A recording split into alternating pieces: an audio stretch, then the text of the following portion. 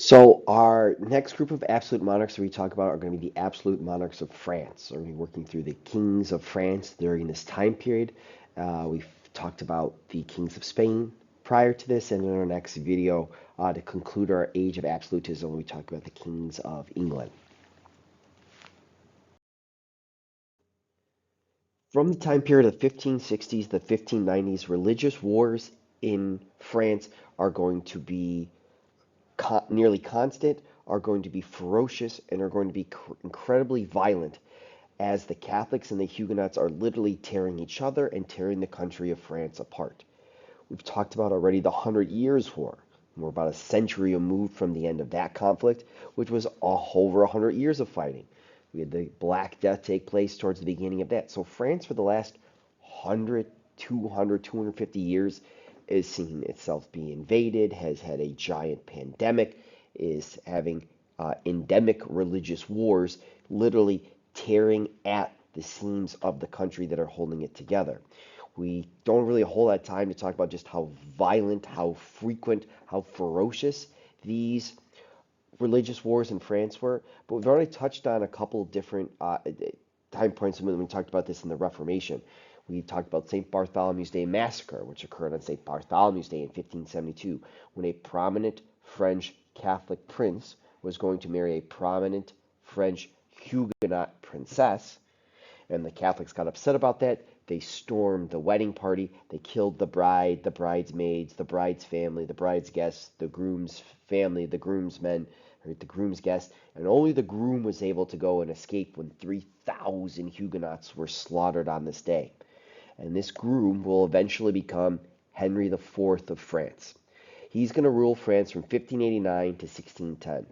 Now, Henry IV, who was originally known as Henry of Navarre, becomes the winner of the War of the Three Henrys, where Henry IV and two other Henrys are fighting for becoming the King of France in almost a French Civil War. Now, when he becomes the King of France, right, Henry IV has an issue because he's converted to Protestantism to marry what would have been his bride. But the King of France has gone back since Charles Martel and Pepin the Short.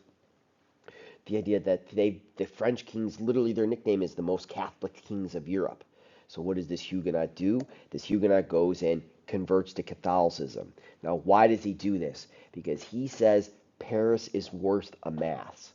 What does he mean by this? Right? What he means is that it's important to be the King of France because as the King of France, you are the one in power, you are calling all the shots. So it's worth it to convert to Catholicism, to go to a mass once a week, in order to become the king and ultimate decider, the judge, jury, and executioner for France. So because of his love of Protestants, and because Paris is worth a mass, he works to protect Protestants. Famously, his Edict of Nantes in 1598 is a declaration of religious toleration in France. This is very much trying to end the wars of religion in France, to try to get the French from fighting each other over religion and get them to start uniting and working towards a common goal. So again, the key part of the Edict of Nantes is a declaration of religious toleration in the Kingdom of France. That's just one of the goals Henry IV has for his country. Other goals including having a chicken in every pot, the idea being that everybody from the king down to the lowest peasant has enough food to be able to feed themselves and their family. He wants to build up a royal bureaucracy to make France much more modern for that time period, as well as to increase royal control, and then reduce noble power in order to increase his own power as the king. This painting before this is documenting the St. Bartholomew's Day massacre. And again, the man who escapes the massacre at his own wedding is and will become Henry IV, the King of France. Because he is on the side of the Huguenots as the Catholic King of France, he goes and he writes the Edict of Nantes, which declares religious toleration for his kingdom to end these wars of religion.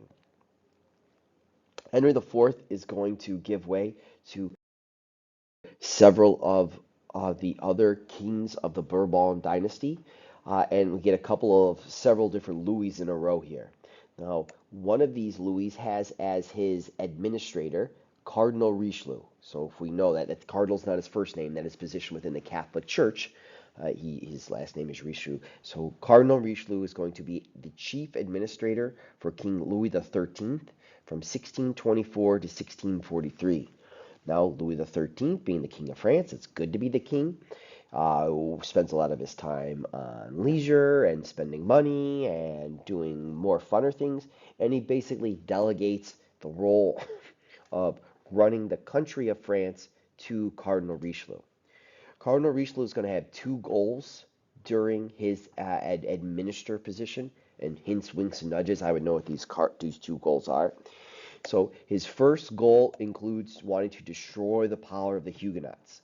So we saw Henry IV come in, give religious power and religious freedom to the Huguenots through the Edict of Nantes.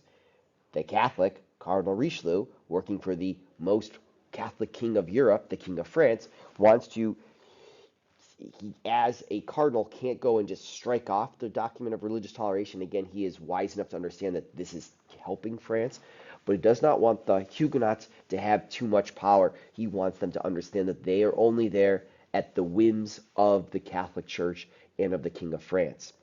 So he goes to their cities and he has his army smash their cities. Can't kill them, but he goes and tears down their walls. So again, the idea being the Huguenots cannot go and be anti-Catholic and cause all sorts of problems and then run to their Huguenot cities and stay behind the walls. They have to rely on the King of France's army to protect them because the Huguenot armies were outlawed, made illegal. So the only thing protecting you as a Huguenot in France is the will of the French king. The second goal of Cardinal Richelieu was to destroy the power of the nobles. He wanted to defeat the noble armies. So if you're following along, if you're the King of France, how much power do you have if the Huguenots have their own armies and the nobles have their own armies? So it makes sense why the Cardinal Richelieu and Henry IV, and we'll see Louis XIV, worked to try to take these outside non-French king-controlled armies and move them, the power of the French people and the protection, to just the King of France. So he's going to destroy the power of the nobles by again defeating their armies, as well as giving them high posts in court, so that they're not in southern France, they're not out of Paris, they're in Paris, working in the government, giving them a skin in the game, giving them a stake in the uh, increased power and prestige of France, as well as putting them much more closer under the eyes and ears of the king, of Richelieu, and other members of the government. So there's Cardinal Richelieu in his kind of official portrait. He's a cardinal, so he's wearing cardinal red there. But we usually ask the question of Cardinal Richelieu is famously the bad guy in what famous work of literature? And hopefully everybody is raising their hands and they're shooting out of their seats in the classroom, saying that in the Three Musketeers, Cardinal Richelieu is the bad guy, the guy behind the scenes who's going and doing all this stuff in that novel and eventual movies. Now, if we are going to say during this age of absolutism, which of the kings that we talked about in the first video, this video, and in our Kings of England in our third video of this section, who is the best example of an absolute monarch? And without a doubt, King Louis XIV of France, who reigns from 1643 to 1715, the longest reigning monarch in European history until we get to Queen Elizabeth II of England. He is the best example of a absolute monarch during this age of absolutism. So hints and wings and nudges there. His nickname is the Sun King. You can kind of go and see that in the upper right here, right? Because like the sun is the earth, Louis XIV is for France. His famous quote is "L'État c'est moi," I am the state.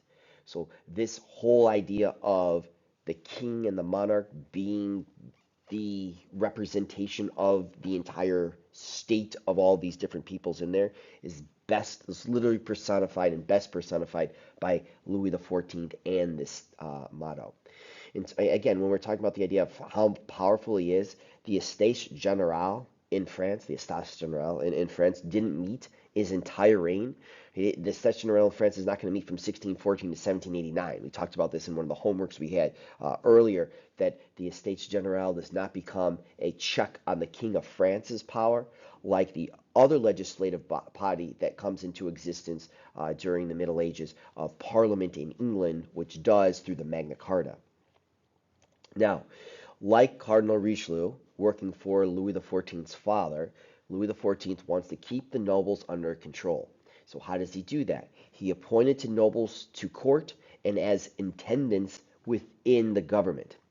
Now, this is solely to keep these nobles under control. If you're living at the Palace of Versailles, which he's building, right, and you're having to keep up with all the latest court fashion and all the court intrigue, and you're the administrator to Louisiana, and you're going and taking the taxes for Languedoc, you're very much having all this time in France, in Versailles, away from your power base, away from where you're kind of in charge, and you've got skin in the game to make things succeed. You don't have time to foment rebellion, to plan a coup d'etat. You're kind of working within the government. You want that government to succeed so you can stay and increase your standing at court. So that was his idea to help keep the nobles under control. To further French power in France and in Europe, he expanded the military. In 1635, before he takes over, France has a 25,000 man army. By 1659, it is a 250,000 man army. That is a quarter of a million men under arms. And this quarter of a million men are in constant warfare, fighting against England, fighting against Spain, fighting against the Holy Roman Empire. Louis XIV sees himself as an extension of the Catholic Church, so he's going to revoke the Edict of Nantes that Henry IV put in place to be able to make France much more of a Catholic kingdom. The Huguenots are going to be forced out of France as best as you can, because you can always just say, "Yep, I'm Catholic," and then still be Protestant. So that's as far as we've seen. So we've seen a shift in about 100 years to where Henry IV tries to end the religious wars in France with the Edict of Nantes for religious toleration, and that is then going to be taken away by Louis XIV in 1685. Now, Louis XIV, in terms of financial ideas, is going to appoint Jean-Baptiste Colbert as his financial minister, and Colbert is going to run France under very strict mercantilist principles. This is, again, the great age of French exploration, of the great age of exploitation of the colonies in the Caribbean that France will set up, as well as in New France in North America. So very much this idea of gaining uh, gaining colonies overseas, all around the world, and then running the country on strict mercantilist principles that we talked about in the age of exploration towards the end of that unit.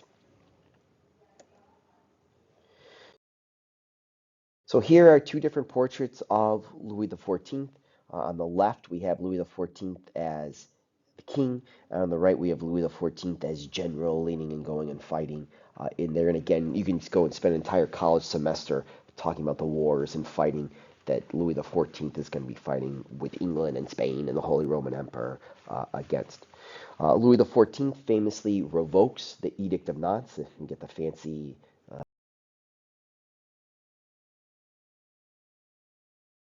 transition here. And so that's what this is. You can see Louis on the throne.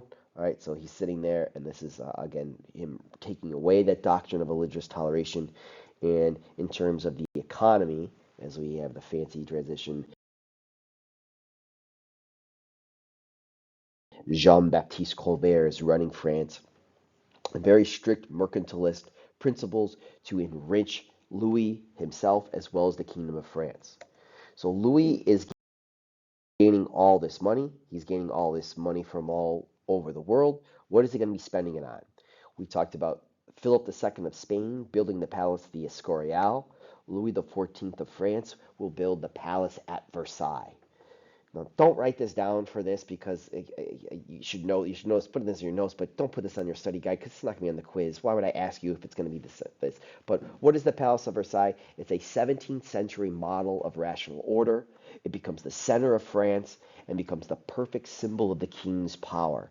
This is a giant, extravagant building so that when you are a representative from another country and you show up at the doorstep at Versailles, you are wowed by the size, the grandeur, the extravagance, the beauty of this building. So if the French can build this, imagine what they can do on the battlefield is the idea there. Now, the Palace of Versailles is where the royal court was installed. It's 10 miles from Paris. So when this is built as a hunting lodge for Louis's father and grandfather, it's kind of you're getting away from the hustle and bustle of Paris. People go out there. As this palace expands and becomes more larger, extravagant, and where the king is spending more and more of his time, the government of the Kingdom of France is moved from Paris really here to Versailles, where it's not kind of conducted. The palace is seen as a reflection of French genius and power through the gardens, through the grounds, through the buildings, and through the size of this. This is statecraft through architecture. This is trying to go and show grandeur, show power through buildings, is what they're doing. Now the construction cost is kind of get wow, Mr. Kramer, how much does it cost today? In 1994, I think your book says it would cost about $2 billion in 1994 dollars. Doing some rough back of the envelope Googling and currency converting, roughly $457 billion is what it'd be estimated if we were to build it today in November 20th of 2023. Again, take that with a grain of salt. Understand that a lot of this building technique, it's not just throwing up four walls and a roof. The art and the wood carvings and the crystal stuff, some of these artists, some of this doesn't exist anymore. And so to be able to build it today with all the different artisans, so this is kind of, again, not a clearer picture of how much it would cost, but the big idea is that this cost a ton of money to not only construct, but it costs a ton of money to also run. It's estimated that during King Louis's reign, that 6 to 25% of the wealth of France was required for the daily upkeep and care of all the members of court at the Palace of Versailles. So that means if France brings in $4 in revenue, one of those dollars is not going towards roads or the army or the building up French protections. It's so that the king and queen of France can have a pie that opens up and live birds come out of, so that you can go and have this big, huge, giant building and parties nearly all the time for the entertainment of the king, his guests, and the noblemen in the government. The Palace of Versailles is noticed for its lavish decorations and huge gardens. The huge gardens contain over 50 fountains, which are, again, works of art in of itself. And the most famous room in all of world history, the Hall of Mirrors of the Palace of Versailles, which we're going to come and see two major events are going to happen in the end of fourth quarter are going to happen in this room. It's the only room you're going to be required to know for this, at least in Mr. Cranmer's class. That's also not only just a beautiful work of art, but it's also a impressive work of stagecraft and architectural politics on display, but also, again, an important piece of world history. The Palace of Versailles, again, just in terms of the cost, the French government put a 500 million euro restoration and modernization project into effect in 2003, which they're still kind of working towards the end of it. That's 500 million euros in 2003 to restore it and modernize it. So we kind of get the idea of the cost as we kind of spend the last part of the unit of this video looking at the Palace of Versailles here. So we see the palace here. So this is the kind of, you got government offices and other things here. There's also extends this way. And again, you can kind of go and see the other buildings. Thousands of people lived and worked in the palace, as well as the servants for all the other things. The Hall of Mirrors is going to be built here. The king, I think, sleeps here, and the queen sleeps here. That's the king's room. But again, if you were to stand right here where the laser is, and we turn around with our backs to the building, we look out, we see all of the gardens that extend as far as the eye can see that way. So here again is the palace. There's the Hall of Mirrors. So again, that's where the courts and all that stuff is. But we have all these meticulously and handmade gardens with all these giant walkways and waterways, as well as fountains and other things. There's another summer uh, palace for the king when he wants to get away from his other palace. And Marie Antoinette in the late 1700s will build a replica working farm so that she can go and play farm girl, right, when she gets too tired of being the Queen of France. Why is this built? This is built to conduct state business, to not only run the government, but again to receive members from foreign courts and express upon them through the size and scale and beauty and grandeur of these buildings, to be able to impart on them the power of the French king and the power of the French kingdom. So this to give you some small little to show you, walk you through two rooms here. This is the King of France's room. All right, so this is where the Queen would go and sleep. You can kind of go and see the small little cutout secret door here that she could use to sneak for her sneaking purposes back and forth. So you can kind of go and see the just extravagance and all the gold and all the handcrafted stuff that's in that one room. And then again, the most famous room in all of world history is the Hall of Mirrors.